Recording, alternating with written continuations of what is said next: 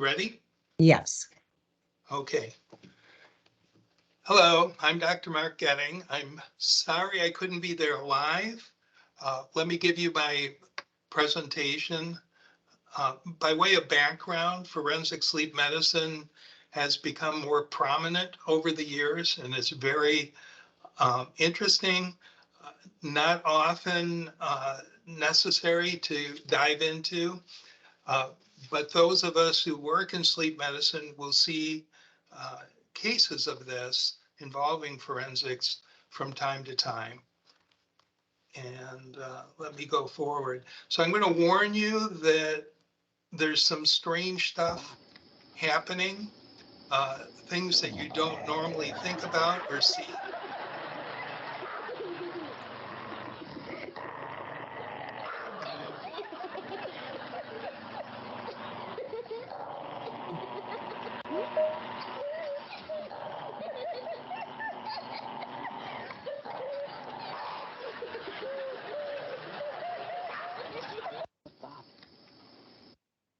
So today I want to go over different realms of consciousness and how they sometimes can blend and blur. Also to review some of the sleep-related behaviors that we will see. Some are familiar, some are less so. And then lastly, to talk about how the law intervenes to sort out whether blame can be attributed to someone who creates a crime during sleep. So to begin with, we can say that we have three states of being. This is simplified, but valuable to think of it this way. We're either awake or in rapid eye movement sleep, or we're in non-rapid eye movement sleep. But this isn't always the case that it's this clean. So I'm going to go through a couple of different admixtures of states of consciousness. So we see here a Venn diagram where there's wake, REM sleep, and non-REM sleep, and areas of overlap. So in the first form of overlap, number one, would be a combination of being awake and having some non-REM sleep components active. And those are things that we commonly see or hear about or may have lived through: sleepwalking, sleep terrors, confusional arousals. Less commonly are kind of bizarre, prolonged states called psychogenic dissociations, quite rare. The second area I want to draw your attention to is number two, and that's a combination of being awake and in rapid eye movement sleep. So cataplexy, the momentary loss of muscle tone, can be seen as a manifestation of rapid eye movement sleep, but during wakefulness. So in narcolepsy, we can see this. But even in a small child, if you tickle a child and they laugh so hard they fall to the ground, that's a small amount of cataplexy. Normally, cataplexy is reserved for rapid eye movement sleep, but in the undeveloped brain, it can spill over into wakefulness. I'll get into some of the other areas soon, but let me go over a couple more principles. So there are boundaries between these states of consciousness, state boundaries. And these boundaries can be thin and leaky, or they can be very stable. In fact, in clinical practice, we have something that's called the boundary questionnaire. And that is how much leakage is there between wakefulness and REM sleep, or wakefulness and non-REM sleep. So I mentioned cataplexy, the momentary loss of muscle tone, but also there are transitional hallucinations. So transitional meaning in the transition between being awake and being asleep. So they can be at the beginning of the sleep period, which would be hypnagogic, and It could be upon awakening, which would be hypnopompic. But that really is leakage of rapid eye movement sleep, like dream-like visions intruding into wakefulness. Sleep paralysis can be at the beginning of the night, but more commonly it's at the end. A person will achieve consciousness, be aware of the surroundings, know that they're in bed, uh, but still have muscle paralysis, sort of like cataplexy. And they often will have a sense of terror. So that's an admixture of waking up with some REM sleep still persisting.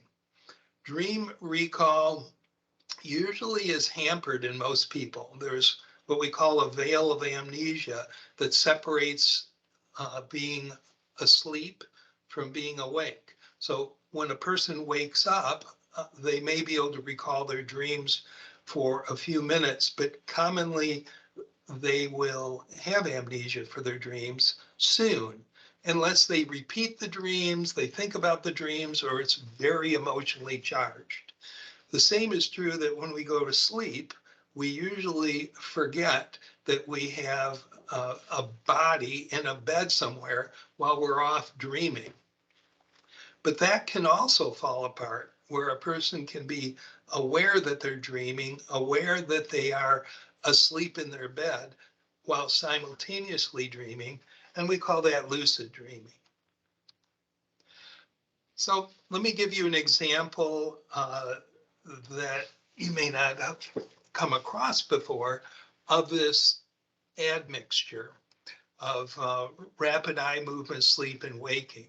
So this is an interesting study that's now about 8 years old, in which people with narcolepsy versus those who don't have narcolepsy were asked, have you ever had a memory that really was a dream, but you took it to be a waking, real memory?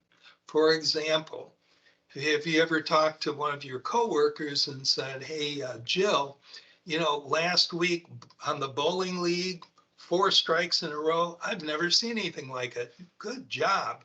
And Jill says, what? What are you talking about? I didn't bowl last week. So that's a false memory that can occur from a dream. So here's what they found, that people who have narcolepsy, and recall that narcolepsy patients can have cataplexy and other thin boundaries between wakefulness and sleep, that those people with narcolepsy, close to 40%, I have to control that better, there, 40, almost 40%, 38% had false memories that embarrassed them. And the thing that to me was kind of stunning is that if we look at those who don't have narcolepsy, it's around 7% who also have false memories. So we can have leaky boundaries between states of consciousness, even if we don't have narcolepsy, but narcolepsy is one of the conditions in which it's quite prominent. Let me go to a case of mine in which we use lucid dreaming, and I'll do this briefly. So she's 28 years old with a 7-year history of the same nightmare that occurred most nights, sometimes several times a night, in which she's in a jet over the ocean and the jet goes down, it crashes, and she awakens as it hits the water, sweating, tachycardic, with a lot of anxiety. So in order to change that dream, to intervene in that nightmare, one of the essentials is to take control of the nightmare. So we do this by training the person to have lucid dreaming. So they need to be aware that they're dreaming while they're dreaming. And we do that by finding dream signs. So I'll just go through this briefly, but a dream sign might be looking at your watch, seeing what time it is, looking away, then checking it again. And what you'll find in dream is that it makes no sense. It might be 10 o'clock when you look at it the first time, and then a moment later it's 3:30. Another potential dream sign is the inability of reading. That if you pick up a book or paper, or you're looking at a computer screen in which there's text on it, in dreams, you're not going to be able to read text and make sense of it. The symbology is not the same. So you pick those dream signs, you practice during the day saying, am I awake or asleep? And you'll, of course, say, well, I'm awake. Then you test it. You do a reality check and you try to do something that can't be done in dreams, like read. So once you do this for a while, most people will develop lucidity, maybe half, in which they are aware during their dream that they're dreaming. So they'll be dreaming, they'll say, am I awake or asleep? And they'll say, well, of course I'm awake, we'll test it. And they'll try to read or look at the clock or do something else that's a reality check. And they'll go, oh my God, I'm dreaming. And then they act out what their dream's supposed to be. In her case, she's in a jet that's going down in the ocean. Her mission was to go in there and fly the jet. So she needed to know a little bit about flying the jet to take control, and that stopped the nightmares.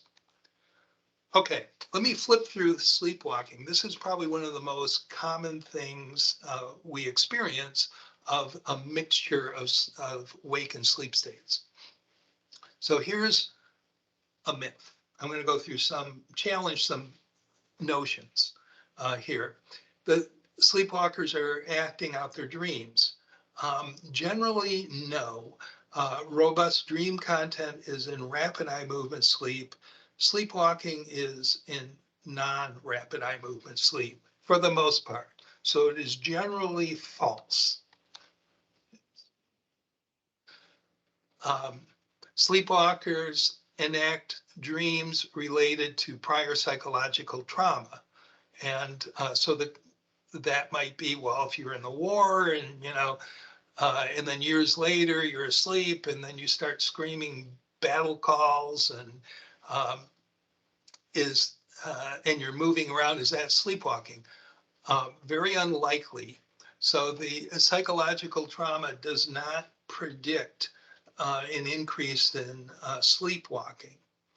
However, there's a little caveat there. Medications for anxiety and depression may somewhat increase the risk of sleepwalking. So it may not be the trauma itself or the psychological condition, but the treatment that increases the risk of sleepwalking.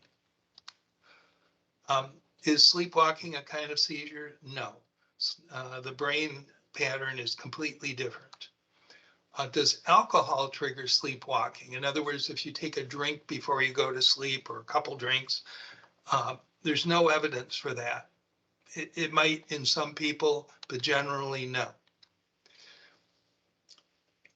Do medications cause sleepwalking? Well, usually what we're talking about there is Ambien or Lunesta or a sleep promoting medication. And it really causes something different. It causes kind of a delirious state where it's mostly waking with amnesia. So it is different.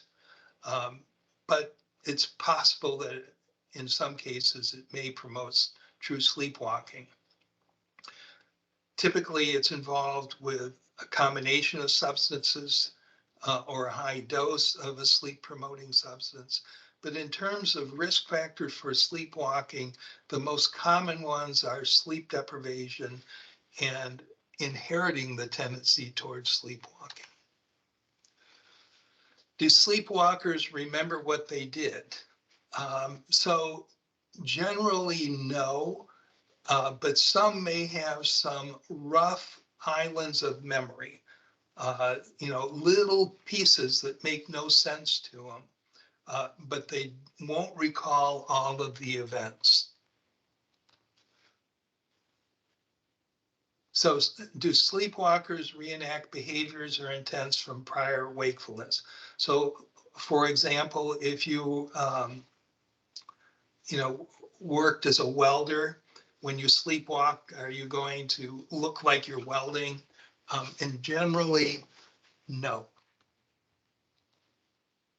So we're often told, well, don't wake up a sleepwalker because it could be dangerous to you if you do that. The sleepwalker may attack you. Usually not. But I have one case here where the opposite happened. And so this man was asleep and he started to sleepwalk. His girlfriend, oh, okay, so when he sleepwalked once before, he urinated in the closet. I don't know why this is so popular, but the closet and the refrigerator for guys tend to be targets during sleepwalking. Anyway, she saw him urinating in the closet, so she tried to wake him up. When she did that, he pushed her, which, you know, then scared her, so she stabbed him with a knife. So that hurt the sleepwalker. Anyway, was that a crime? Yes. Sleepwalkers seek out victims for revenge. No. There was a famous case in which someone came out of a bedroom sleepwalking with a gun and shot one person.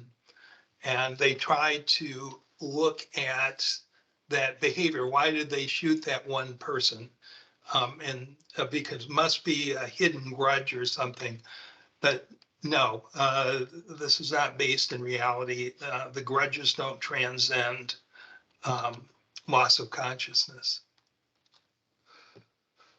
Sleepwalkers have their eyes closed? No, they don't. And they can navigate around the house pretty well often. A sleepwalking episode can wax and wane. In other words, the person may do some sleepwalking, then calm down, then start up again, calm down. Generally, that's not true. But when you wake up a sleepwalker, or if the sleepwalker terminates the walking with waking, they can have sleep inertia or sleep drunkenness in which they're confused. But that is just the transition to wakefulness. So sleepwalking can last hours. No, probably not. Typically, it's a few minutes up to 15 minutes or so. Rarely longer than that. Sleepwalkers can accomplish meaningful tasks. So I have seen people over the years who have, during sleepwalking, done things like cook something, or one person tried to fertilize his lawn. And I had a standing offer of $20 for a sleepwalker who actually achieved meaningful work while they were sleeping. And I've never had to pay that out. So the person who was baking something was baking a pot holder. The person who fertilized the lawn didn't put the disperser in. He ended up putting lines of fertilizer on his lawn, much like you would see a grid on a football field. He actually hurt his lawn. Sleepwalkers outgrow the condition. Some do, some don't. About 2% of adults are sleepwalkers. This is very clear by careful studies.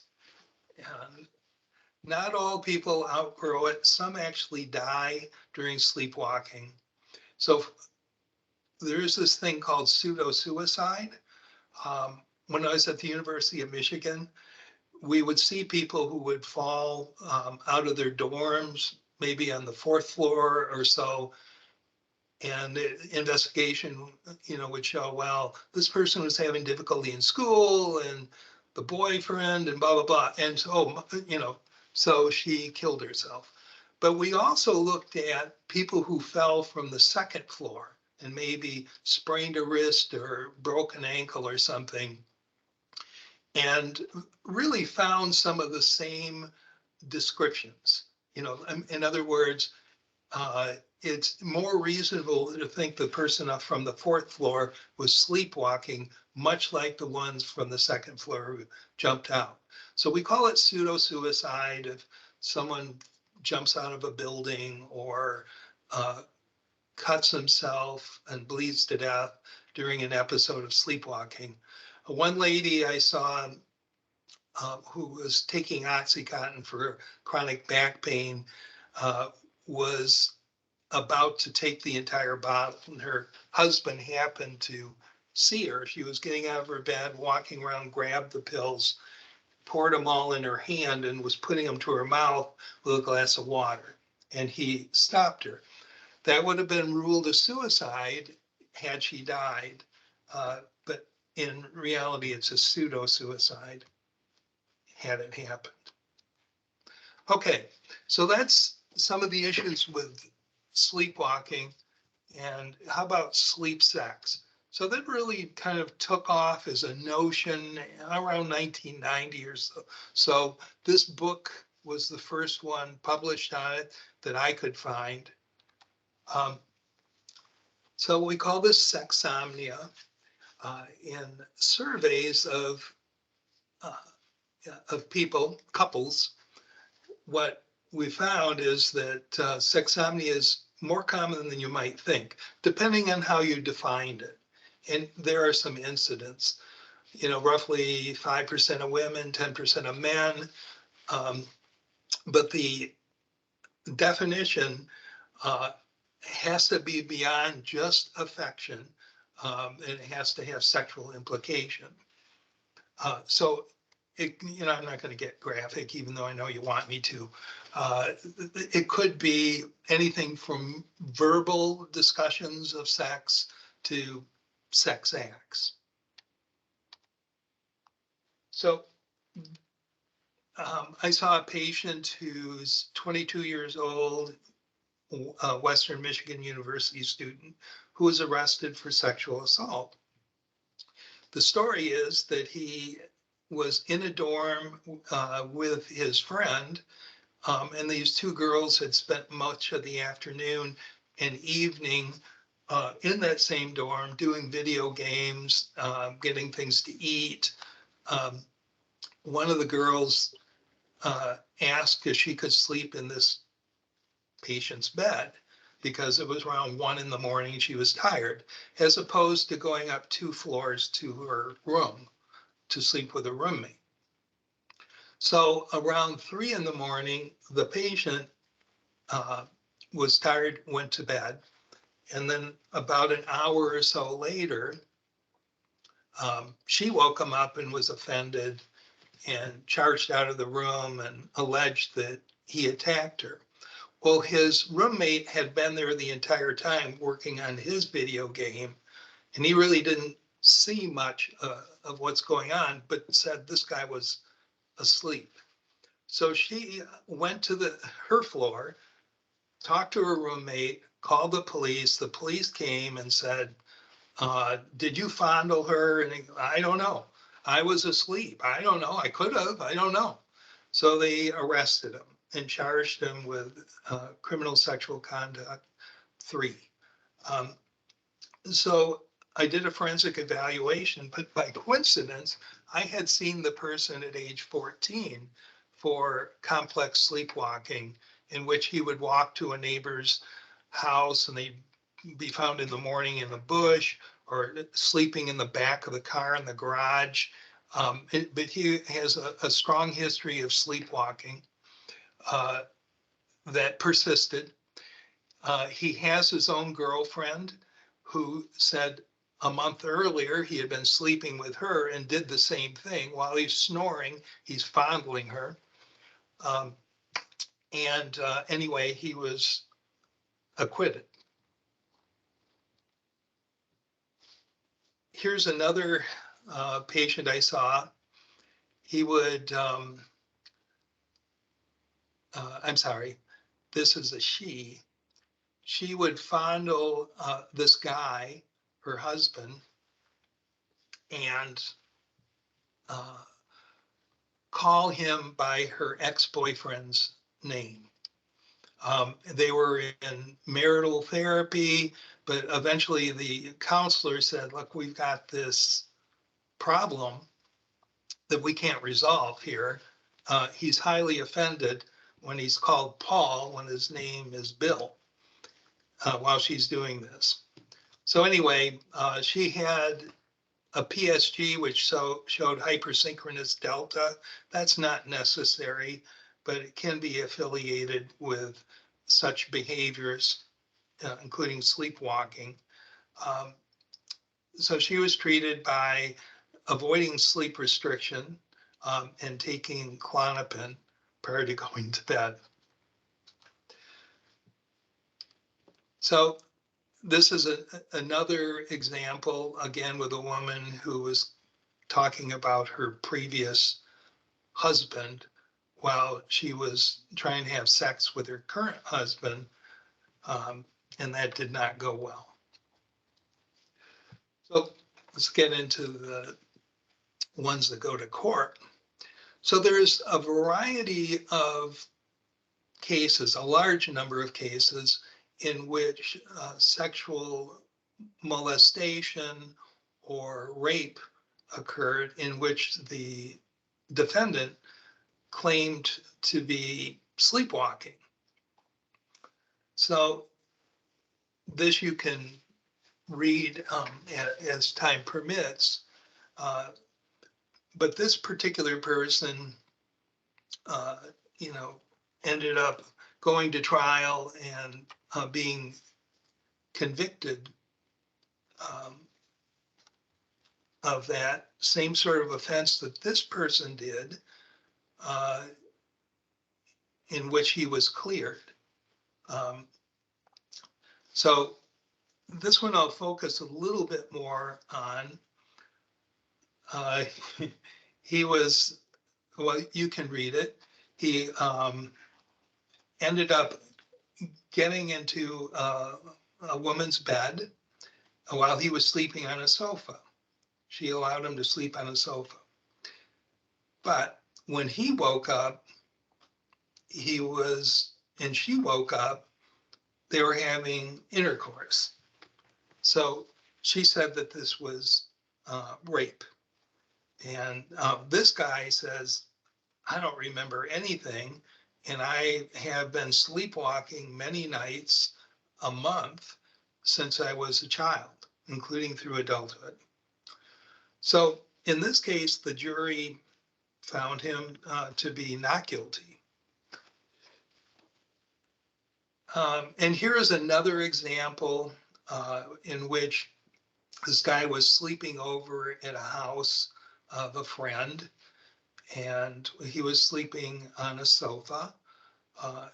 The girl, the daughter of the friend, woke up in bed with this guy next to her, and he was fondling her. She screamed, which woke everyone up in the house. The police were called,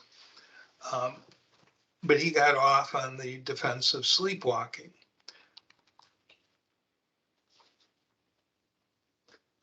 Another example in which really a similar thing happened. A friend of the family was staying over at a house, and he awakened, the friend awakened and started having sex with his friend's wife. Anyway, sleepwalking defense worked. So what can I say about that? As I look at the literature, it's the burden has to be on proving someone guilty. And this is true in British and American law. Uh, and the sleepwalking defense has to do, whether it's going to be successful, as to whether the jury buys it. And some juries don't, and some juries do. But when instructed, they're supposed to be able to say with that there is no reasonable doubt that this person could have been sleepwalking. So I have not found a consistency in how juries rule. So how about medication? So Ambien is kind of the poster child for behaviors that emerge from sleep. And this is not really sleepwalking, but it is complex behaviors without memory.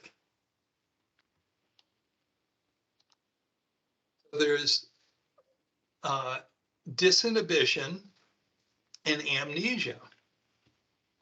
We tell people who are taking Ambien or similar medications, that at least I do the first few times, see if you have a partner there who makes sure that you're okay with it, to monitor you. You don't watch TV while you're waiting for it to take effect. Take it just before you go to bed, or make sure you have someone who's going to supervise you to ensure that you go to bed so you don't do anything goofy. So there is disinhibition as well as loss of memory for events. One patient is a nurse, a 32-year-old. She skipped her dinner, took her Ambien.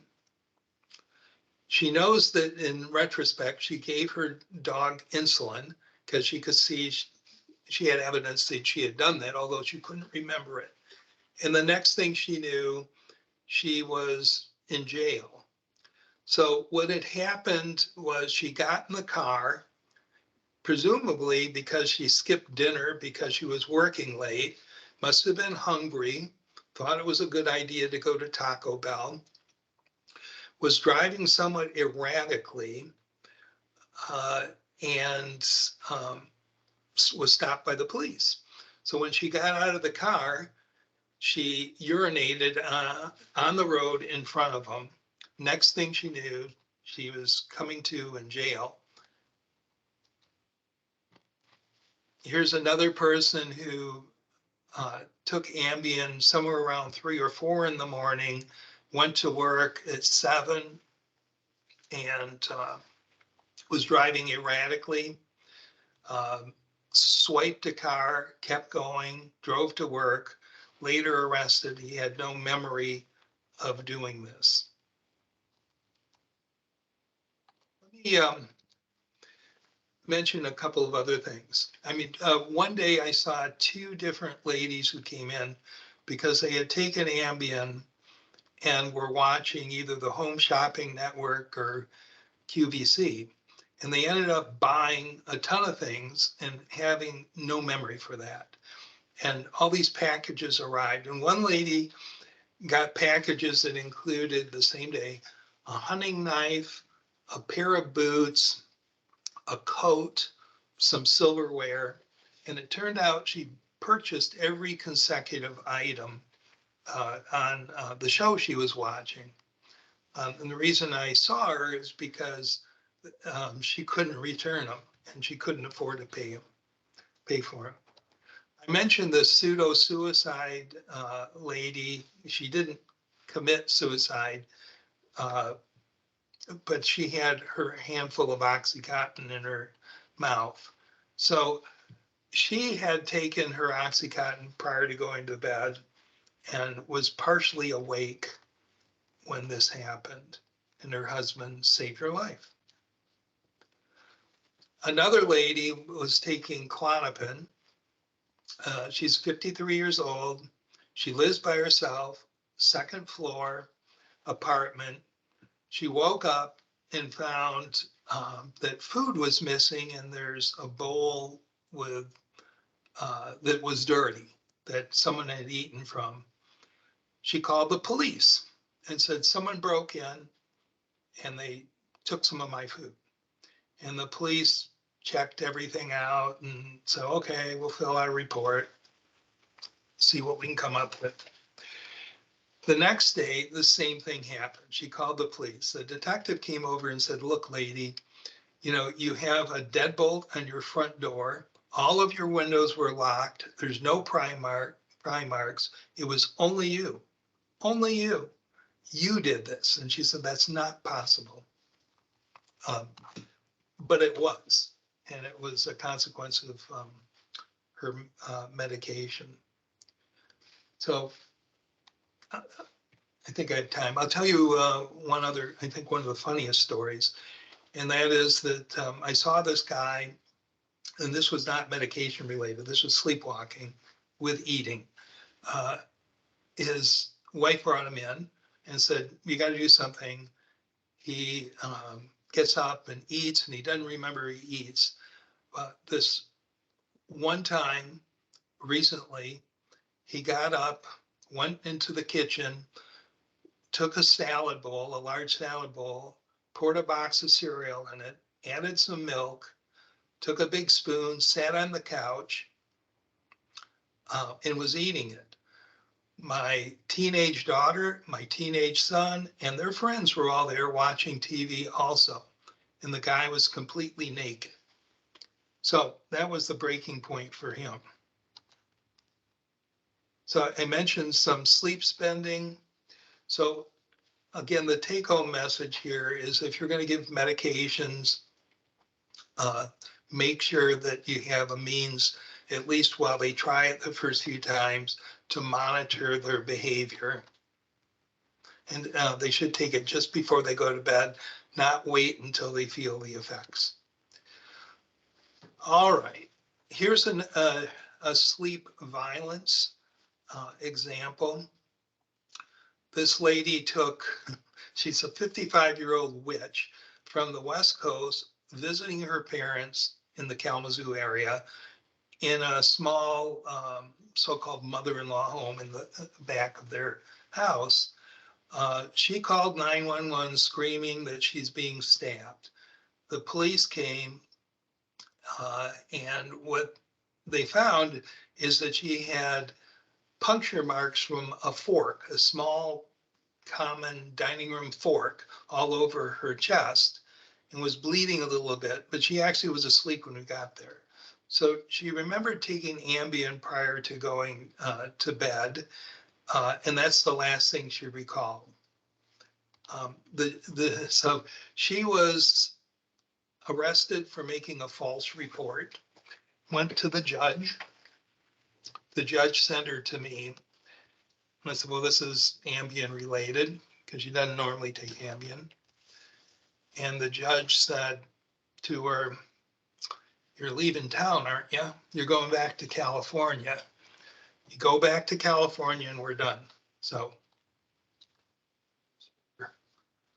outcome.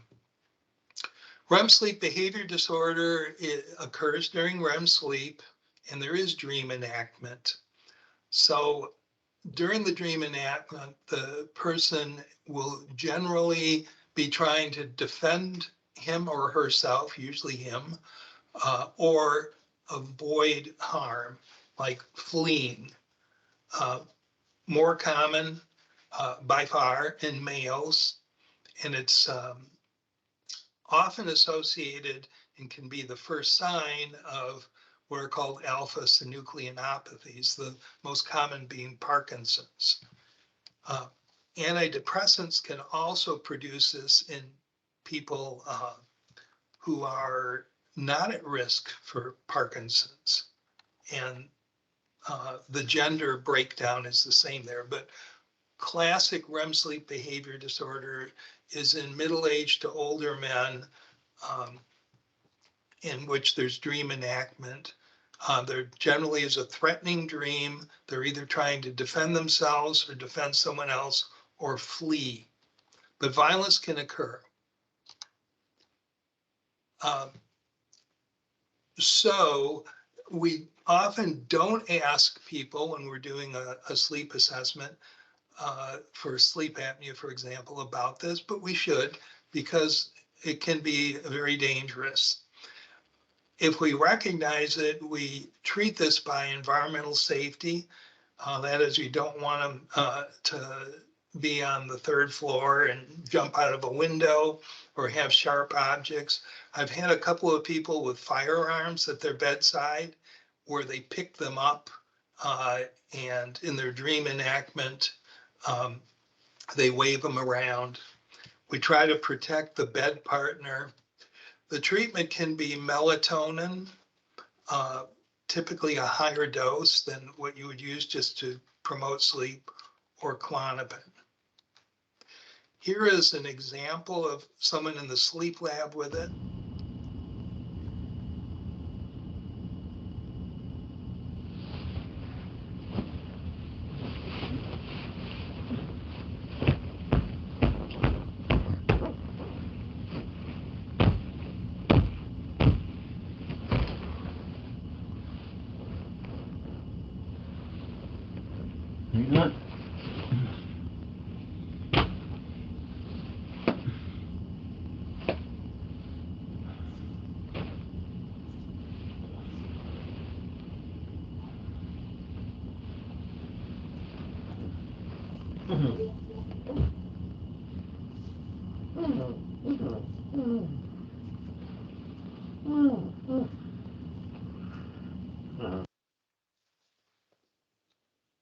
So what we see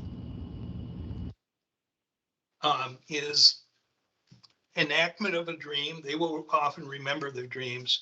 Sometimes their bed partners can be hurt. The bed partner may get choked or punched in the face, end up with lacerations, fractures.